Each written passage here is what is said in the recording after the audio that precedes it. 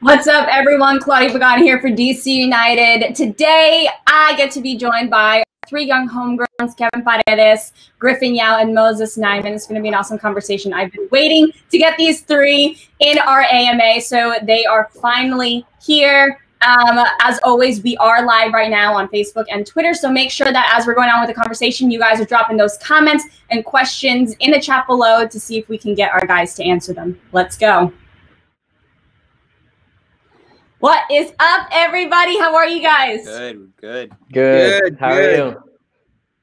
I'm good. I'm super pumped because not only you guys back to training, we've got some news about Orlando. So before we jump into that, I want to know, how has training been going for you guys?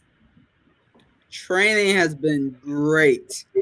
One of the most important part is seeing all the guys in one place again. I mean, it's not full training, but it's the best we could do for right now, and it feels really good to be back. That's good. And you guys, there's finally, like a goal in mind. You guys are going to be headed down to Orlando pretty soon. MLS just announced that DC United is going to be in Group C with Toronto, New England, and Montreal. So, Kevin, how exciting is it to finally be back and playing games? Yeah, it's really exciting for all of us. I know that even since this quarantine break, we still haven't, had our mindset off. Like, the season's over. We've all been working hard. We've all been very focused. And, yeah, getting back to Orlando, I think that we're all prepared. We're all ready. We've been doing really well during this little individual training stuff. So, yeah, Orlando's going to be a good trip. I think we're going to do very well. And this past weekend, guys, DC United, their first team, the front office and supporter groups came together to paint BLM, Black Lives Matter, and George Floyd's final words, "I can't breathe," on the field to communicate the club's commitment to being a driving force of the change that we need to see in this country. So the three of you were some of the players that were out there. It was super exciting to see everyone, from the DC United community coming together. So Griffin, can you speak a little bit on that? Yeah, I mean, right off the bat, like you said, it's great to have, not only all the players come together after not seeing each other for a while and the staff, but, all of the families and some of the community was invited out as well. So it was great to see, just a ton of not only familiar faces, but new faces to, connect with. And it was obviously for such a great cause. With everything happening right now, I'm sitting inside of my house and, it's hard to, you can do things with the protests, you can, donate, you can, really have self-awareness and get more aware of yourself of the situation going on. But to really, make a statement that big and, to have everyone see it and to have it, be broadcasted like it felt super good for me. And I know it did for a ton of others. Yeah, and to everyone that's watching live right now, early this week, Bill Hamid, Ben Olsen, Rodney Wallace, Charity Blackwell, and Charlie Davies spoke about racial injustice, and I strongly encourage you guys all to watch this anywhere that you guys consume DC United content. It was a very, very important conversation where everyone spoke about their thoughts on racial inequality and their own experiences on it in both our local community and nationally. So I urge you guys to watch that conversation. It was a very important one to have.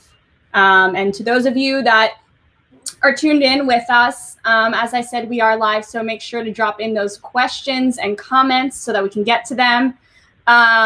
So I'm going to take it back to preseason a little bit real quick, just because that's when I was able to be around the three of you a lot, and I noticed a lot of things. So first, the three of you guys have a really good relationship with O'Neal Fisher, which I absolutely love. Every time I saw one of you guys were with O'Neal. So Moses, I'm going to cut to you real quick, and I want to know about that relationship that you have with O'Neal. Well, he's such a really good person and even a better teammate. I would say the reason why we get along with him so much is that he's so free-handed, He's always wants to be with us. That's one thing, and he's always there when we have anything to talk about, even if it's not as serious as having problems off the field. It might be just talking about FIFA or talking about social media. He's always connecting with us like that, and it's just great. And having him as my roommate was awesome. Very, very awesome. And Kevin, I saw in your Instagram story, you once answered, I think someone said something about like a teammate that you're really close with. And obviously you've got that video of you two dancing. So can you talk a little bit? Because I know you have a really close relationship. You had answered that question with O'Neal Fisher was a guy on the team that you're super close with. Yeah, for sure. Yeah, O'Neal's, like Moses said, is like very outgoing. He was once a young buck like us at one time, so he knows like all the steps, all the advice to go through. So having O'Neal here and for all of us, I think is a very great help. Like not just he's like a great mentor, like Moses says, he's a great person as well. So anything you can go up to him, you can say anything pretty much to him, and he would either give you something funny or something really serious that was gonna help you. So yeah, Fish is, like I said, a really great person, really great personality. Made me very comfortable when I got to the team. You would think just because he's older and stuff, he's gonna take like stuff serious. No, but on everything, he's like one of the boys. He acts like our age too, but at times he's a great mentor. He's a great leader. So very grateful to have him. We always dance, we always joke and all that. So having Fish on the team is, for me, and for the rest of the boys, is really good to have someone like him on the team. I love it. And Griffin, I've got a little video compilation for you that we're gonna play right now. Griffin, for some reason, could always figure out when the camera was on him, no matter what. How? You got those senses? You could feel that the camera was on you. I think this is like all the footage I've got of Griffin from preseason is him doing something to the camera. I knew it. It's because I don't know. It's just when I felt it too. Every time, like all the videos that I see, it was always, like you never really caught me off guard because I would be talking with someone and then all of a sudden I would see you out of the corner of my eye and I was like, okay, like I'm not just going to fake this conversation. I'm obviously going to look at the camera and, do something. And not only going to roast Griffin, I'm going to roast Kevin here for a quick sec. Kevin, are you always late to things? Because I got this video of you. Nah. You made me. Home Alone 5, the one where Kevin makes it in the van. And your brother, I'm assuming, can't tell you how many times he shot me that same head shake. What's going on here? Are you always late to things? Nah, that's just false. You caught me on the wrong time. I had to get the water bottle, get some stuff. So, hey, Freddie was a joke. Freddie started joking around, started beeping the horn. Nah, I'm not always late. So once we put that video, we actually had someone tweeted at that video. They said, y'all better make sure that he's on that plane back to DC and not accidentally get himself flown somewhere else by accident. Let me just say that almost happened. Kevin, I'm sorry, but I really have to tell everyone this story. So here we are in the airport. It's really early that we're coming back from preseason. We're all getting our coffees, and the entire team is going that way. And Kevin starts going that way, and I'm like, Kevin, where are you going? He's like, oh, well, I'm going to our gate 15. And I was like, no, dude, we're gate 37. And he goes, oh, I was looking at my seat number. You almost got left behind in court. Nah, when was this? Yeah, I missed this. Moses, do you remember this? No, when was it? No, it was coming back from preseason. I was not there. It was early. So my mind was still like 4 or 5 in the morning. So I was still waking up. And yeah, I misread it. I saw my seat number and I started going to gate 18, I guess. And as I was walking this way, everyone was walking the other way. I thought they were just going to go get some food or something, but I guess they were going to the gate. And good thing you caught me because I definitely would have been. I was gone. I obviously wasn't there. Moses, I don't know. I was with you probably. We were not there. Oh my God. So I have to roast you two. I can't roast Moses. Moses is too good. There's nothing. Nah. Truth come out. Truth coming out. Shower Pulling out the phone. Nah. So I'm gonna leave the roast alone for later. I'm sure I'll get some good content when we're down in Orlando that I can share with everyone again. I'll make sure that Kevin's on that plane. Yes. I've got some questions from Instagram. What do you think prepared you the most as a youth player? So I'm going to shoot that over to Moses. What do you think prepared you the most as a youth player? That's a really good question. I would say, number one,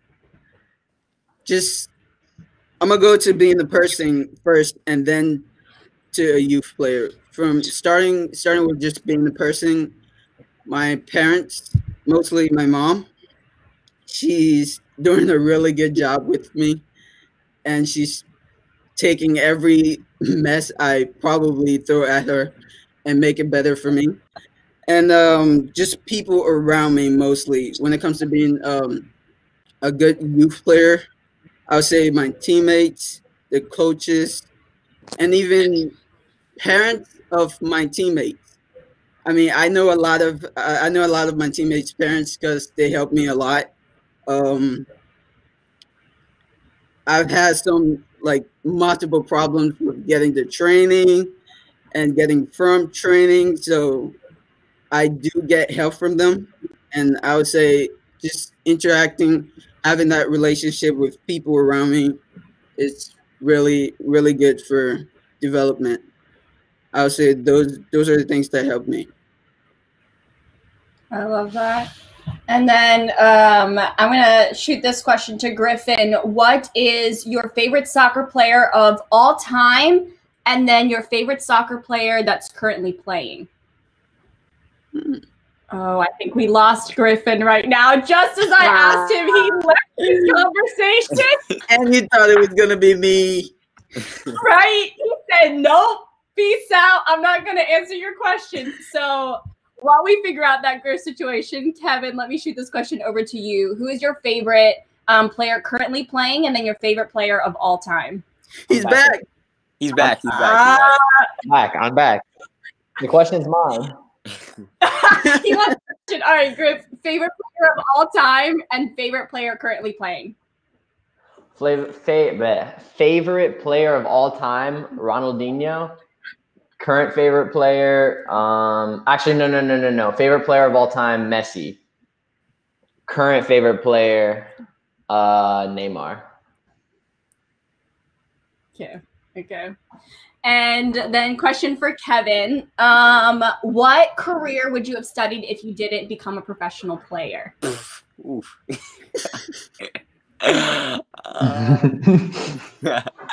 PE. I didn't really think too much of outside of soccer, but I thought you the hard question. Yeah, this is a good one, but I don't know, probably some sports science stuff, keeping into the soccer, the trainers or something like that, or probably something like that. Yeah. So you still would have been involved in the sports world somehow. Definitely, most definitely. Yeah. Mm-hmm. Where was this question that I had for you? So Julio on Facebook wants to know who hits the best pings out of you three. Oh, that's me. Easy. All day. I don't know. I think I've got some footage of Griff missing every single one from preseason. Oh. Wait. Did I just call you out? Ping? I don't. I don't know. We hit them occasionally. I don't know. It's not consistent. I would say, how about this one? Who has the best pings on the team? Moses and Kevin.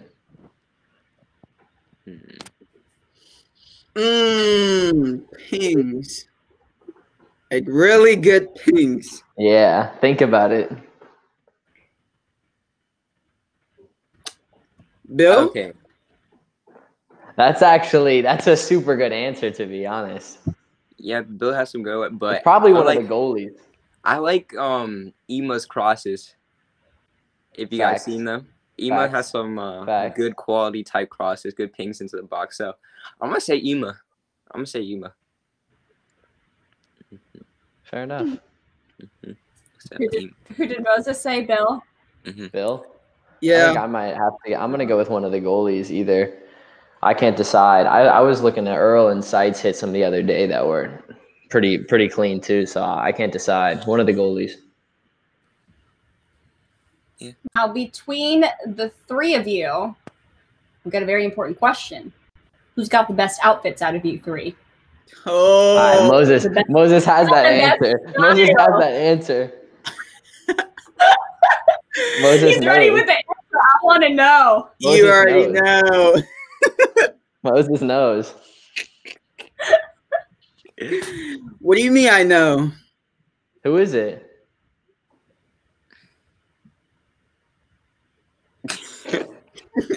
No, never. In a million years, never. Would you? Okay, so you don't agree with that, Griff? Who would it be? I mean, I'll be honest when it's honest to be. So for the last one, for the pings between the three of us, I'm gonna go with Moses just because he's been a midfielder his whole life. For now, this one, I've got the trophy. It's me. It's me. I'm gonna have to agree with Griffin too. I'm gonna have to agree with Griffin. For the outfits? Yeah, for the outfits. Needed that. I Yeah, appreciate he does that. have really good outfits. I'm not gonna lie, like really good ones. Nah, the thing is, Not consistently though. Nah. I think I would say Moses, but Moses always brings that like extra large coat every day. It was winter. Nah, The purple camo, bro. It's the purple camo one. Yeah, he always brings those large coats. No. It's the big Nike coat. Yeah, the puff. Bro, it was the purple camo one for a while. All through Academy, Oh, yeah. I did not see Academy. that one, bro. Oh my goodness. Oh God! So you guys are roasting Moses for me. So now between the three of you, I just got to ask all these questions because I need to know where you three stand. So between the three of you, who's got the best playlist? Oh, for sure, me, for sure. Oh. For sure. I haven't really listened to Kevin's playlist. Yeah, I haven't really either, to be honest. No, it's not Moses. I can tell you that. I can tell you 100% it's not Moses. It's not Moses for sure. I don't know, KP. My Spotify is kind of fire, dude. No, bro, it was the same song every day. It was that Roddy Ricch song every day. Bro, I caught you playing Megan Thee Stallion, bro. No, bro, that wasn't me. That was Ted. That was not me. I've got the video. You're lying, bro. Don't even trip. Don't even trip. On this one, I'm gonna toss you guys a question. Oh, keep going. I don't know. Just because I haven't listened to Kevin's playlist, I can't really answer.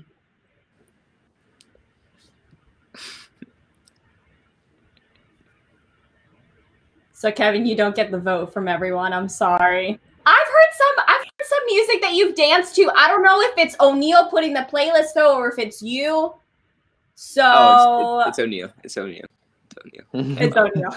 Yeah. It's O'Neal. So I got this question when I had some other people on a couple weeks ago. So I want to know your guys' answers. I know we're starting to get out of this quarantine situation, but who would be your favorite, or who would be the best player to quarantine with, and who would be the worst player to quarantine with? Teammates. Let me say teammates. Teammates for. Okay, wait. I'm gonna say right off the bat, worst. Chris Seitz. Does he come? Wait. Does he come with family or does he come without family? That's a big, because I would chill with Chris for a month, for years, but like separation.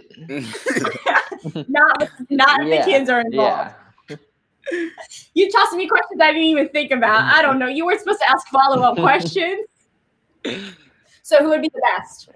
He would be the best and the worst, depending on the kid situation?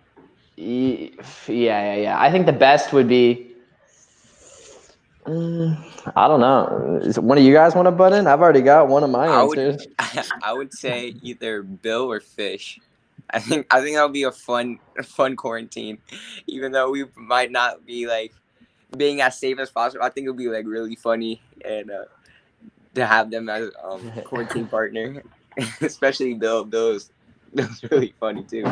So I would say Bill for the best, and then for worst, I'm gonna have just to put it out. I had the worst would be Moses, definitely Moses. I can't. Oh no! Why? I can't stand like when we're on trips and hotel. Like I just can't stand Moses sometimes. Like I just can't. Griffin, you know what I'm talking about too. I know exactly what you're talking about. 2 hour long showers. Yeah. It takes at least 3 to 4 hours to get ready. So yeah. 100%. And by the fifth day, when you wake up and you look at him and he's making that like little look, and you're just like I don't want to see you anymore. Yeah. So I think the worst would be Moses. Yeah. Late to lunch. Yes, Moses. Yes, Moses. For me, it would be Fish. I'm gonna have to take these two out of the picture because I would definitely roommate with them any day. But I'm gonna go to the other guys. For me, it would be Fish for the best roommate because I really haven't had that many roommates. And the worst, I don't really think we're gonna bond, but it's gonna be either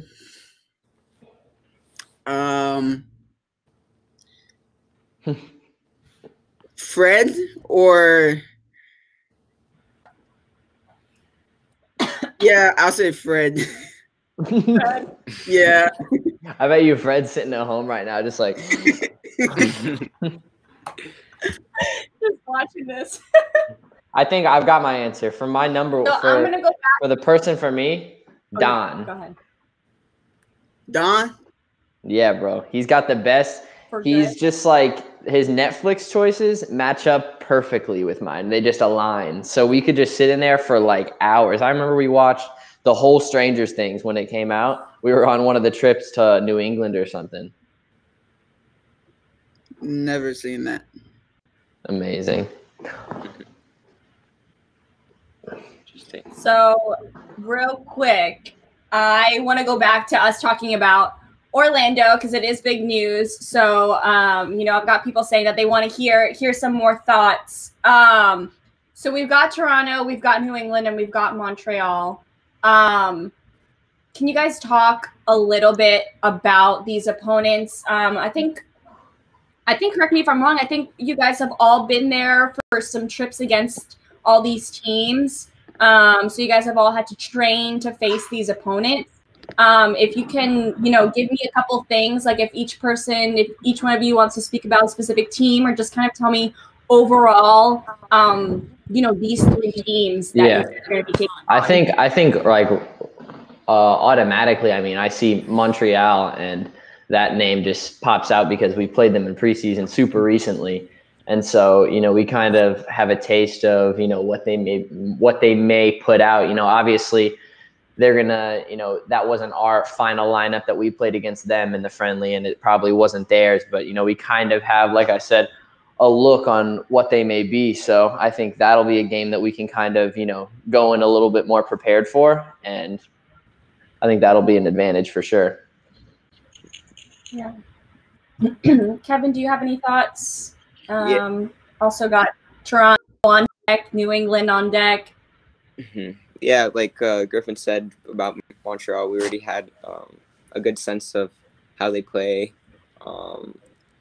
We tied against them, but that was probably not their best, but it was definitely not our best either. I know we've all grown since that game, individually and collectively. So I think we're going to be a strong group against Montreal. It's going to be different results, I would think, on our side. And like teams like Montreal and Toronto and New England, Oh no, yeah, Toronto, New England. Toronto, I know a couple of guys, some young talents on their team. So, and plus they were the finalists last year, so they're going to be a strong group too. But um, like I said, we're a much stronger team than how we were in preseason, and collectively, I think we all will come together in those 2 games and hopefully get some good results. And I think we will get some good results out of this tournament. And then Moses, I'll throw a different kind of question for you, since these two have talked about the teams that you guys will be facing. You know, maybe the opportunity, if you could tell me about the opportunity of getting to restart league play, of getting to take on these 3 teams, of maybe, you know, what are you most excited for? Overall, just getting back to playing. But definitely playing those 3 teams is something to look forward to. They're very worthy opponents, and matches like those, you don't take any match lightly, but you take those seriously, because I mean it's a tournament style games. So I would say just having a chance to rematch not Toronto, but Montreal, like we did previously in preseason, like Kevin said, I think it will be a really good and interesting game. So really looking forward to it. And you know, so you guys will play 3 guaranteed games. Every team is going to play 3 guaranteed games, and then once that happens, then it kind of starts like World Cup style type of tournament. So you guys will want to obviously try to advance out of that Group C. Griff, can you tell me, like, what do you think are some of those major keys for you guys to get out and to continue going on through the tournament?